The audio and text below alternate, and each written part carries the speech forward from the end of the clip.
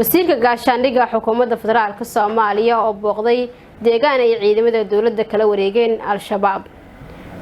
Bushra Bashiir ayaa idin la diyaaraa. wasiirka gaashaandhigga Soomaaliya Cabdiqaadir Maxamed Nuur Jaamac ayaa booqday deegaano ka tirsan gobolka Hiiraan oo kooxda macawiisleyda dhawaan kala wareegeen al-shabaab. socdaalkan oo ahaa kurgalida iyo dhiirigelin ayaa waxaa ku helinayay wasiirka taliyaha ciidanka xoogga dalka Odawa Yuusuf Raage xildhibaan Sanbaloolshe iyo gudoomiyaha gobolka Hiiraan Cali Jeete Cismaan. wasiirka gaashaandhigga ayaa bogaadin kadib sheegay in al-shabaab laga awood roonaaday. waxa uu sidoo kale sheegay in hubka ay ka furtaan al-shabaab ay ciidanka xoogga ka rabin lagana doonayo oo kaliya sii wadista howlgallada iyo soo furashada hubka ay wataan al-shabaab.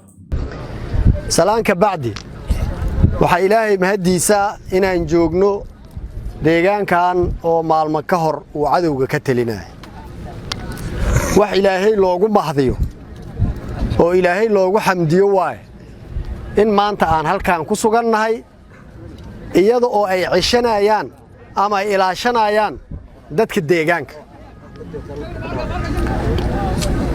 waxaan u mahadinaynaa marka labaad ciidamada xoogga dalka Soomaaliyeed oo qayb ka ahaa halgankaas dheer oo deegaankan laga xuriyay. waxa kale oo u mahadinaynaa maamulka Hirshabeelle guud ahaan gaar ahaan maamulka gobolka Hiiraan oo iyaguna ka shaqeeyay sidii dadkan deegaanka ay isku xureen lahaayeen geliyayna dhiirigelinta halkaan leeg.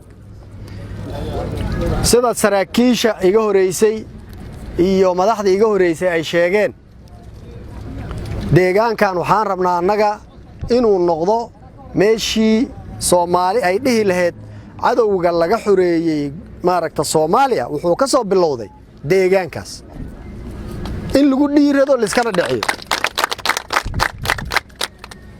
waxa ilaahay mahadiisa inaan maanta aan idin la joogno oo aan maaragta wajiyadeenu ay isbaranayaan meelo ka duwan oo iyo xaalado kale oo ka qurux badan aan maaragta aan isku arki doono. mujaahidiin baa tihiin ilaahay subxaanahu wa ta'aala diintiisa wuxuu ka xarimay dadka waxa ugu horeeyay dhiigga muslimka ah. marka labaad qofka muslimka waxyaabaha laga xarimay waxa kamid ah maalka qofka kale oo muslimka walaalkiisa